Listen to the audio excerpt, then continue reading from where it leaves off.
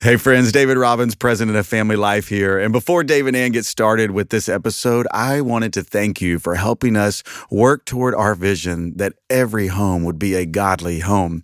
We are here every day coming alongside you, equipping you with biblical truth in your marriage and with your kids and neighbors. We're about helping you make wise decisions about life and relationships, or as we like to say at Family Life, helping you pursue the relationships that matter most. If you agree with this mission, have thought about partnering with us financially to impact more homes, there is no better time than the month of May to partner with us. As a donor-supported ministry, here's the goal that we've set this month. We are hoping that 350 new Family Life partners will join us in giving monthly to Family Life today. Some generous people have come alongside this vision and set up an incredible matching gift to double your commitment, your monthly giving for 12 months. So now is truly the best time to join as a Family Life partner. Our partners help provide all the resources we share here every day, and this is a vital part of our mission. Thank you for listening to Family Life today and participating with us. All right, now on to today's show. Fun between believers and non-believers is very natural. It should be. I mean, my gracious, please have fun with everyone you know, but also it's a real deposit into a bank account that the Lord can pull from later with people who don't believe everything you believe.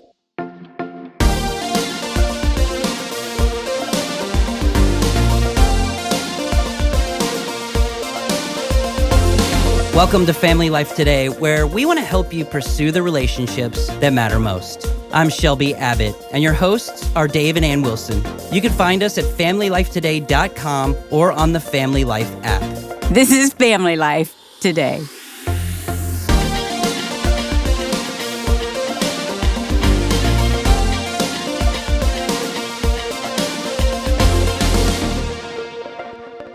The thing I love about you the most. Okay. And there's, seriously, after 42 years of marriage. I'm intrigued. I have no idea what you're going to say. What is it? It's right now what you're doing. Your joy, your smile, your positivity. I know it's one of your top strength finders. Lights up my life. You're so nice. I am married to the Queen of Fun. You're so nice. I mean, you're an Enneagram 7, and so really. am I. Yeah, So am I. Which is fun. We And are you just, nobody. We are all sevens. we have three sevens in the room. But we really have the Queen of Fun with us. Yeah. No, it sounds like it's you. I'll take princess all day long. Nope. I'll take princess. Nope. And there are people listening right now go, I know that voice. I know that voice. Yes, it is Annie F. Downs. I didn't know what F stands for, but I think it's fun. It's fun. That's Right? it. Fun or fancy. Either one. I'll And take it's your them. first time on Family Life Today, so welcome. Thanks for having me. I'm so glad to be. I mean, sitting down with two other sevens. Dear everybody, buckle up. I know. Annie, that was the first time I heard you. My friends sent me, like, you need to listen to Annie F. Downs, this podcast on the Enneagram.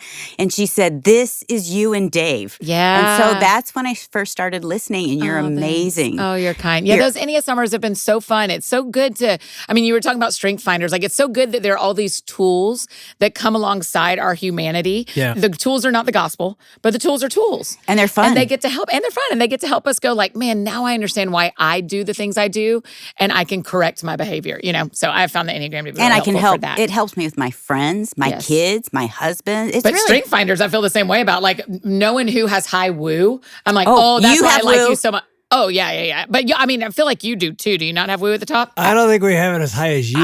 My Well, thank goodness. you. What a came compliment. in and like wowed this room. I know. And everybody that listens to you and wants to be your best friend. And that's so kind. You're a podcaster, you're a speaker, you're Author. an author. How many books? 11. 11, and you're not even like barely 40. Yeah, and that's wild. It doesn't mean they're good. It just means I have a lot of words. That's the difference, Dave. I got a lot to say. They are really good. But, and you're kind. And you really are known for joy and fun. I mean, we're going to talk a little bit today And about Jesus. And Chase the Jesus. Fun, 100 Days to Discover Fun right where you are. So it's like a 100-day devotional. Yes. So if you're really an ornery, angry, grumpy person, can you be fun in 100 days? I think so. I think if you put your mind to anything for 100 days, you're going to change. Yeah. That's kind of the science of it, right? That's 3+ months of thinking about one thing. But my real goal, and this is hanging up in my office, I wish we were in Nashville so y'all could see it, but this is hanging up in my office, is we have a very clear mission statement, and I'm a bridge. I don't ever want to be the end point. And so my hope with things like Chase the Fun, it's at Target, it's at Walmart, it's at all these places that our friends who don't believe everything we believe shop. And if they pick it up thinking, you know what, my life has been really hard the last couple of years, because everybody's has. Yeah. Or if you're trying to find a gift for somebody and you go, I need something light that will also tell them that Jesus is who he says he is. That's the stuff I try to write. I'm not trying to be the end point. I want Jesus and my friends who write about Jesus to be the end point. I want to be the bridge. You're John the Baptist. You're preparing the way for Jesus to come, in a sense. Yeah, good. I I like dress that. better, but I think I hope you eat better. Yeah, I eat better. Locusts are not my dream, but yeah, that is my hope. There's a quote that I love, and I can't remember who said it, but it's somebody long gone that said, "Preach the gospel, die and be forgotten." And so when people say, like, what do you want to be remembered for? And I'm like, well, I'll tell you my first goal. Let's preach the gospel and die and be forgotten, because I want people to remember Jesus. But then secondly, I want people to remember that I loved him. And that I bridged them to someone else or to something else that they would really love. I love when my friends become friends with my friends. That's what we did for 10 minutes before we started, is talk about all the real life friends we share, because mutual friends are the best. And so any way I can introduce my friends on the listening side or the reading side or the audience side of what I do to the people that I think are doing really fine work that lead them to Jesus, I want to be the bridge. I don't want them to stop with me. That's good. And joy and fun is a bridge, because everyone's attracted to it. Yes. It's like a magnet. It is. And people, adults more so, kind of have given up on fun in a lot of ways. Like when we were 8, you like rushed home from school and ate your snack and finished your homework because you wanted to play. Yeah.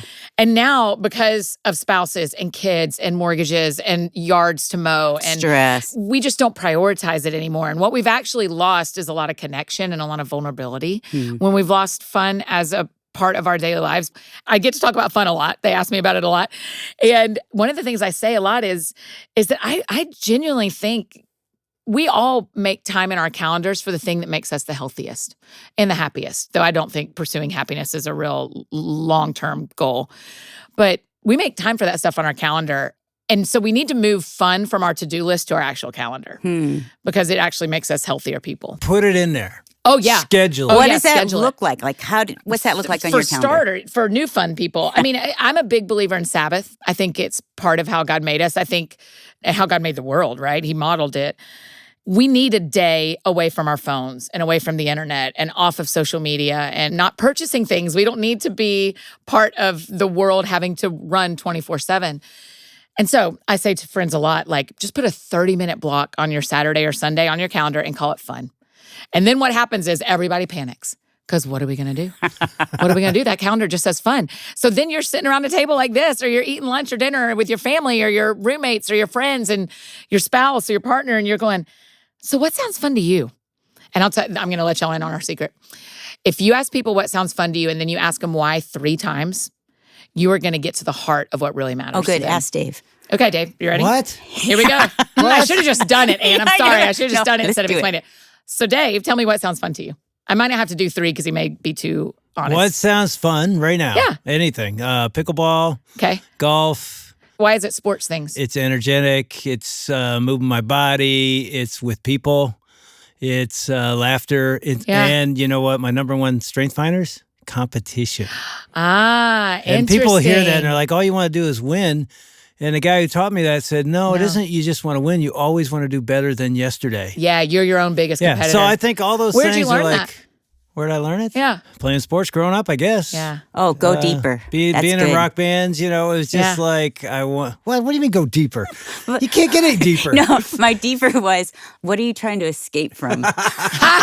No, my true direction. Okay. Though we are 7, so our escape hatch is literally at our fingertips at all times. Yep.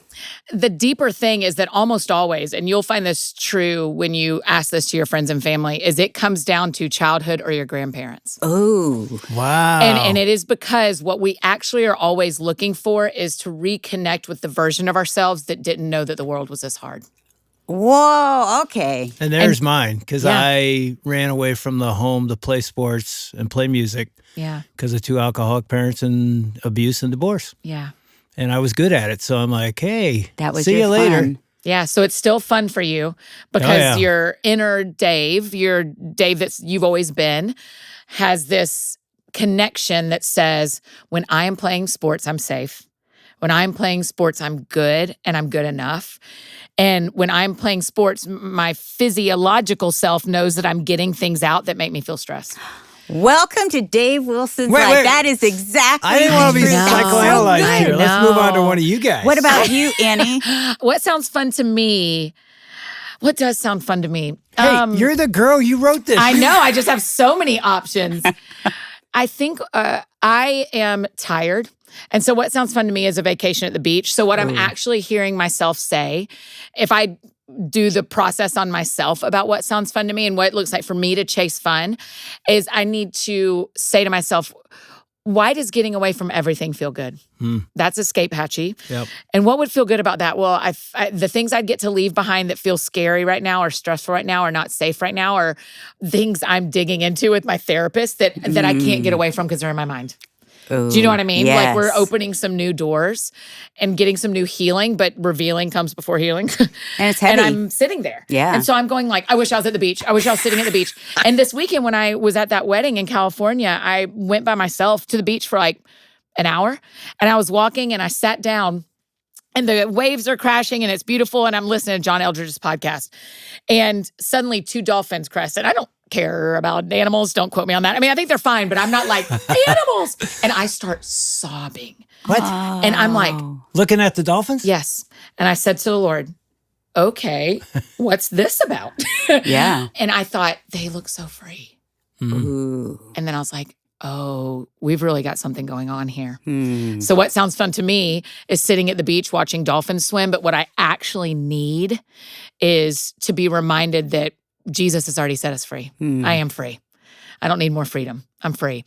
So it's that. And no one thinks what sounds fun to you watching dolphins? No one's going to go, I bet it's because you feel trapped. See, that's what I love. It's way deeper. It's so Hey, much deeper. there's one more person I know. we haven't And okay, analyzed so what yet. sounds fun to you? Walking with Yeah? a friend, a long walk, talking about deep things. Yeah. Relator is one of my top Yes. 5 and my strength Yes. finders too. But then playing pickleball with Yeah. friends, laughing. Yeah. That would be fun. All your fun things are connected with other people. I need time alone, but I guess, because I'm an extrovert, I'm Yeah. energized by people. Yeah. Was your house full when you were little? Were there a lot of people? Yes. Yeah. Was it- she's like like she's actually a therapist. Well, we joke. We We didn't call it know fun why you coaching. really came. We call it fun coaching. Fun yeah, coaching. Yeah, where we get That's to like good. kind of talk through someone. And so people say that to me. They say what you said. What sounds fun to me is going on long walks with my friends. But I have 3 little kids and my husband travels and the laundry always piles up and I haven't seen a friend in 6 weeks. And so then what we get to do is go, okay, so we see the big dream, my Yeah. big dream of watching dolphins in the ocean. Well, I live in Tennessee. So we're landlocked. It's not even great to eat sushi in Tennessee, right? So much less am I going to see dolphins swimming around. So then you go, okay, so how can God meet you in a way of that fun in the life you already have? So I don't need to get on a plane and go to the beach again. I was there for a wedding. I wasn't escaping, but I did one time get on a plane and run away from my life for a weekend. And it's what put me in therapy is my friends are like, where are you? What are you doing? And I was like, that was a move. What Did am you I go doing? by yourself? Yeah, in 2013. You just felt like you had to. You I were couldn't just do it anymore. crashing. Yeah. And I just thought, I just have to go to Florida. And welcome here. Here you are. I went down to 30A and it's a longer story than you want, but I got on the Southwest plane by myself and sat in the back corner and 2 of my friends got on and I thought, oh no, I can't even, you know that scripture where David says, if I go up to the heavens, you're there. You know, I kind of felt like the Lord was like, you think you can run from me and You my think you can plans? escape? I'm putting your friends on the plane. So they sat down with me and said, what are you doing? And I faked it. Oh, I'm just going to the beach. It's going to be so fun. I had nowhere to stay. I had no plan. And as we get in the air, the husband's sitting in the middle and he turns to me and says, so tell me what's really going on. And so I did. I said, this, all this isn't working. And I don't want to end my life. I just don't want to do my life. And he said, okay, well, you can stay with us. You don't have to stay in the relationship you're in. That was part of it is I felt really stressed about this dating relationship. And he said, you don't have to stay in that. You don't have to go back to Nashville. And he said, but you have to fix you because something's really wrong. How sweet of Right? God It was so kind. to put these friends with you. As soon as I saw him on the plane, I was like, well, there goes my escapism. But all that to say, someone's saying to us, I wish I could go on a long walk with a friend, but our kids and the time and da-da-da. And I go, okay, so the solution today is, can you text someone and y'all get on a 20-minute phone call once the kids are down? Can we find a small solution for your big dream until there's time for that bigger thing? Yeah, so can like a husband and wife chase the fun together? Yeah, I think so. I think it's one of the servant ways of doing it is listening to each other and saying like, well, tomorrow, so you know, every Saturday you put 30 minutes on your calendar, then you get good at it and you put an hour on your calendar. And this is huge Every because Saturday couples do not do this. I put 3 hours on the calendar. It's called watching college football. I know that. You only watch 3 hours? No, I can't try imagine. To be nice. It's kind of like the whole day. I don't. Sometimes. Right. The TV can be on the whole day. But it's so funny because he's like, Ann, come in and watch with me. Yes. And as women, what we say is, oh, are we going to talk? Yeah. Because we think that will draw us I can't closer. get her to sit down. She's just doing stuff. She's got stuff to do. But right. I think it's good for us as women to know, like, what would be fun for my spouse. Well, you got to Yes. give us your theology of fun. Because Yeah. I remember years ago, I designed a series for our weekends called 4 Things God Loves. Yeah. And there were 4 surprising things. Yes. And the first one was laughter. And Well our done. teaching team's like, we're going to do a weekend of laughter? Yeah. That's not a thing God loves. I Yeah. go, dude, it is. Yep. So you get this. You wrote Yeah. the book on it. What's the Well, part theology of it, fun? and sometimes I get a little chirp about this, people chirping back at me, so I apologize if you get emails about this, but I actually think Jesus was incredibly fun. I think it's modeled for us in Scripture, and Enneagram 7 didn't write any of the Gospels, but I love the Gospels, and I have been in a pattern for a couple of years of reading Matthew, Mark, Luke, and John every month for the whole year. So I read it 12 times a year in different versions or whatever. It has absolutely changed my life. I mean, I believe in the rest of the canon. I love the Bible. I love the Bible. I love the Bible. But I love the Gospels. And what we see about Jesus is kids loved him. And kids do not love people who are not fun. Right. Kids do not love people who are grumpy. That's right. And so you go like, there's something about his personality that so many kids wanted to be near him that the disciples were pushing him off. That doesn't mean there were 2. It means there were 17. So every kid in town knew that Jesus was someone they wanted to be close to. And it wasn't because like, he prays so good. You know, like that's not what a 5-year-old's here for. Also, his first miracle being at a wedding, the story is amazing, but the very beginning of that chapter says, Mary was invited to a wedding, and so were Jesus and his friends.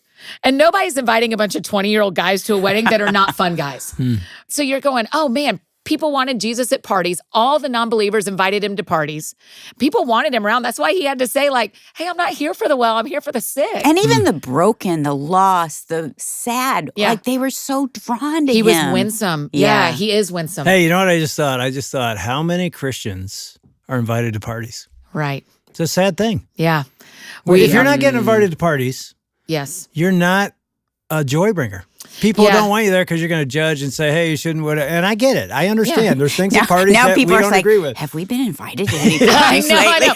If you haven't, start throwing them. Yeah, that's exactly. the trick. If you haven't gotten invited to a party for a while, start throwing them and don't invite your friends, invite your neighbors. Yeah, exactly. Because your friends, most of them think similar to you. Your neighbors, you have no idea. The only thing you know is their bracket of income because y'all live in the same neighborhood and that's about it. Yeah. And so invite your neighbors. I've been really impressed watching one of my couple friends really invest in their neighborhood and go on trips with their neighbors. And they come back and they'll say to me, well, we didn't have the deepest talks because they don't believe everything we believe, but we had a great time. And I go, yeah, that's not their only friend group, but that's a friend group that they are on mission with and having fun with so that when something goes sideways, those friends go, well, I mean, we had the best time in Cabo and we love watching Georgia, Tennessee at their house.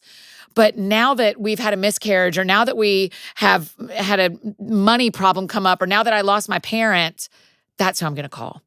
It's almost like fun between believers and non-believers is very natural. It should be. I mean, my gracious, please have fun with everyone you know. But also, it's a real deposit into a bank account that the Lord can pull from later with people who don't believe everything you believe. Yeah, that's good. So I think Jesus did that all the time, right? I mean, Zacchaeus climbed a tree to see him, and nobody liked Zacchaeus. And then Jesus said, I want to come eat dinner at your house. And probably everybody went, how about I be invited? Yes. I want to go. If Jesus is going to be at Zacchaeus' I want to be there. And then all of a sudden, Jesus not only was at Zacchaeus' house, but I wonder, we can't know, but I wonder if Jesus made new friends for Zacchaeus in that. So I think he's really fun. So my theology of fun is Jesus modeled it. Yeah. I think there are more times where God is humorous in Scripture than we realize and that we pay attention to, as you have taught. And I think fun really requires vulnerability. I mean, you aren't going on first dates to roller coaster rides, right? Like to amusement parks because you say crazy stuff when your hands are in the air. It just makes you feel weird the whole time. So you're like, I don't want him to see me like that.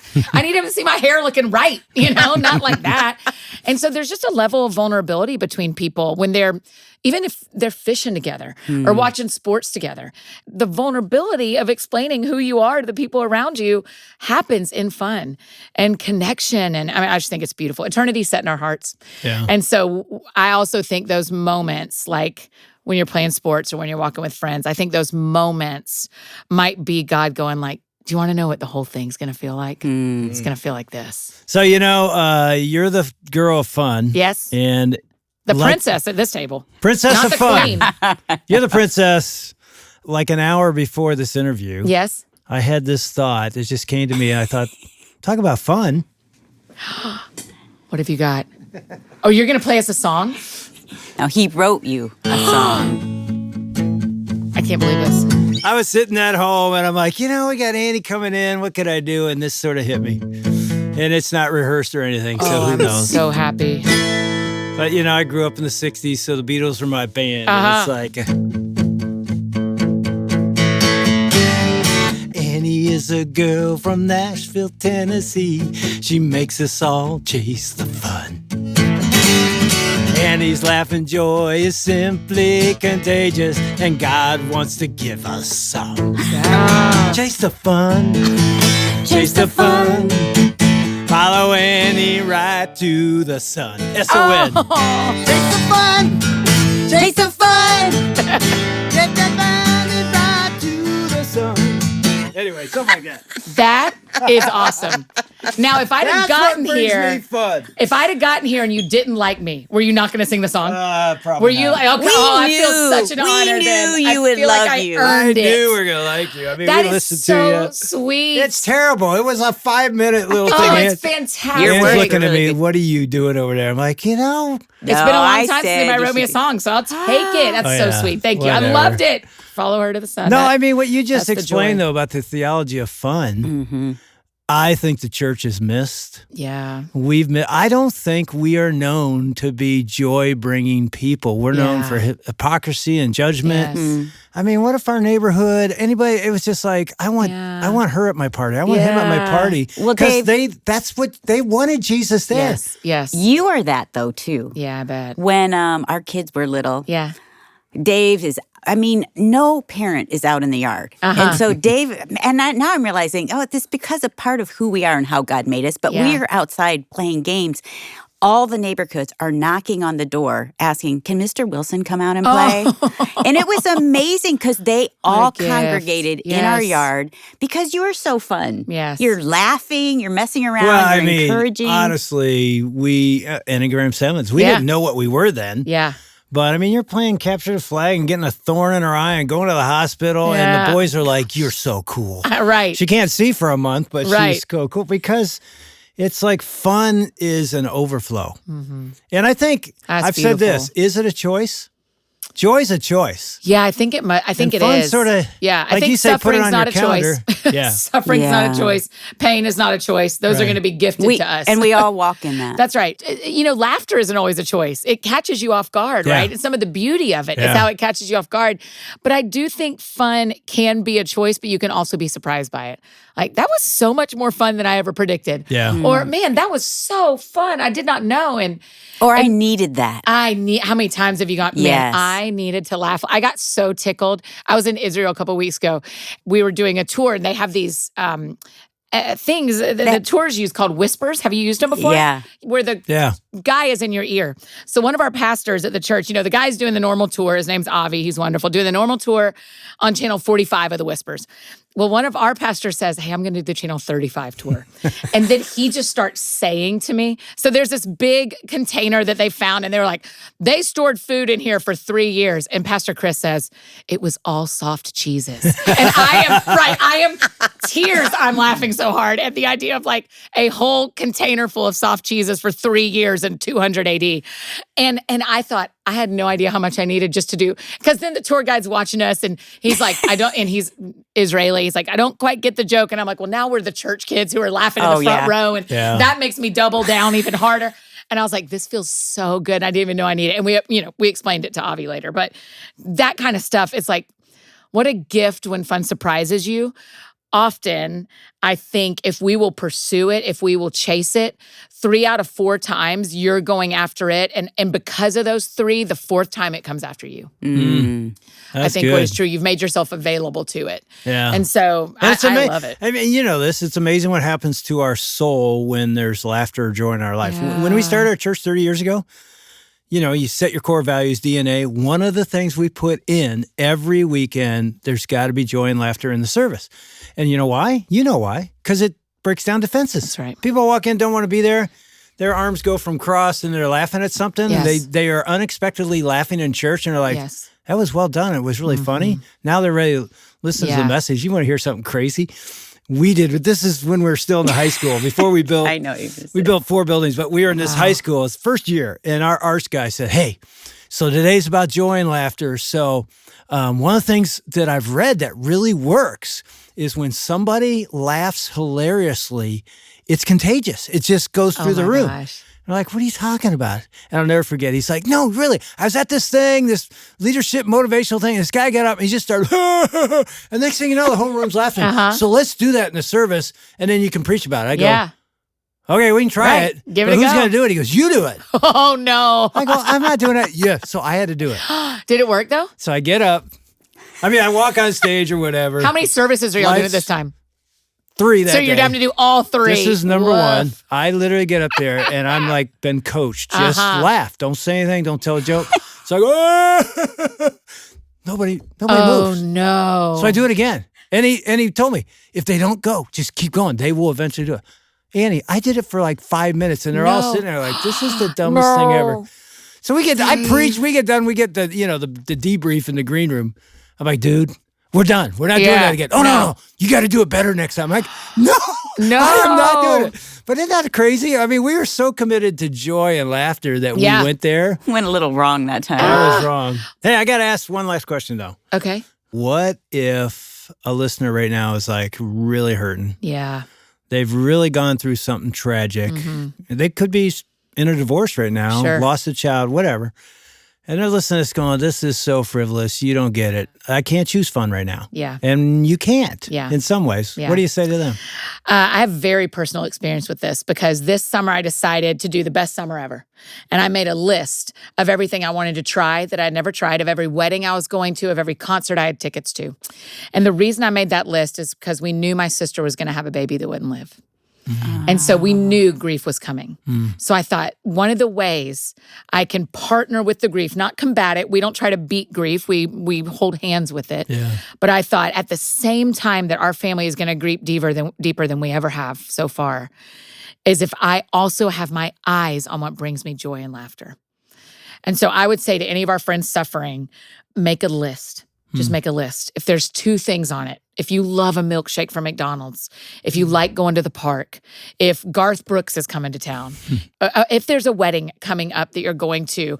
A friend of mine gave me an inflatable kayak over the summer and I put it on my list. I just want to blow the kayak up. Now, the dumb thing I did is I blew it up and put it in the water and then I got in it without testing anything. And so you need to blow it up on land one time so you know where to sit and you know where things go. But I really believe that fun and joy, laughter, even happiness, those are not meant to be at war with grief or sadness. They are meant to be partners. It's what we learned from Inside Out, right? That movie, is that joy and sadness actually coexist better together than if you're trying to lean on one and not the other. Yeah. So if you are really suffering right now, make one step toward fun, Put joy, it on your laughter. calendar. Put it on your calendar. It can be as simple as a milkshake. It can be as simple as a walk. It can be as simple as waking up early. My soccer team that I cheer for in the UK is Arsenal, and they played at 5 a.m. on Sunday. And sometimes fun looks like, I just want to get up early and watch my team and eat an apple fritter. I'd gotten an apple fritter the day before so that I could have an apple fritter while I was watching Arsenal play on Sunday morning. Good for you. It can be little things. It doesn't have to be big. You don't have to buy a ticket to an amusement park or go on vacation while you're suffering. You can just find something today that will bring you a little bit of joy to remind you that God is with you.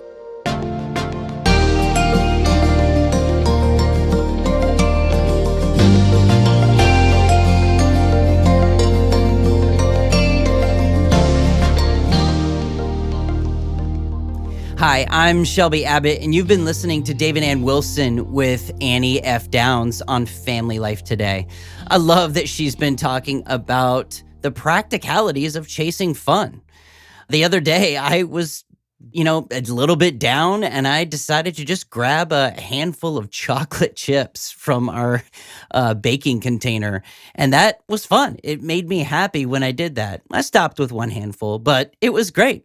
So I love the way that Annie talks about chasing fun. And she's written a book called Chase the Fun, 100 Days to Discover Fun Right Where You Are. It doesn't have to be extravagant. It doesn't have to be crazy. You can have fun right where God has placed you. You can chase that joy and fun as a bridge to understanding and connecting with Jesus even more. You can pick up a copy of her book at FamilyLifeToday.com.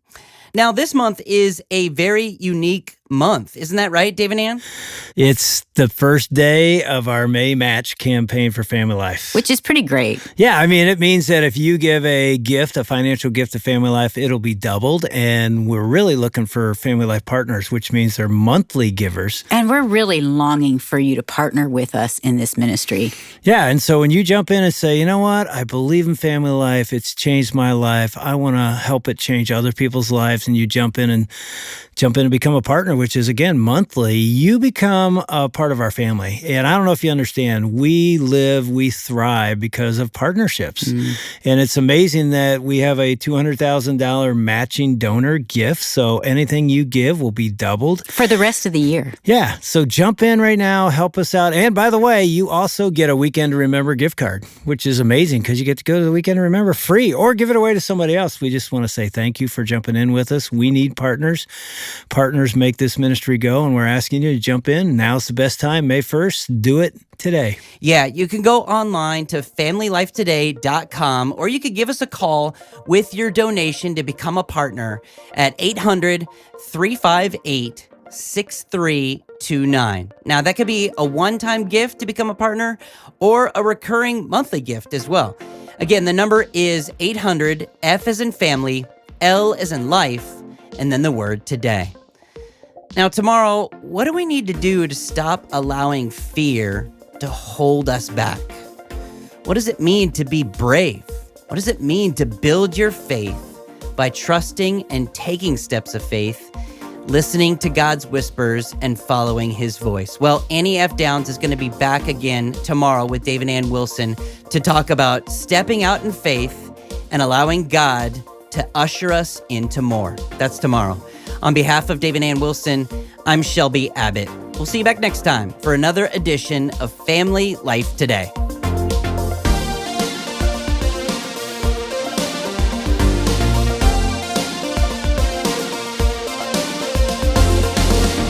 Family Life Today is a production of Family Life, a crew ministry, helping you pursue the relationships that matter most.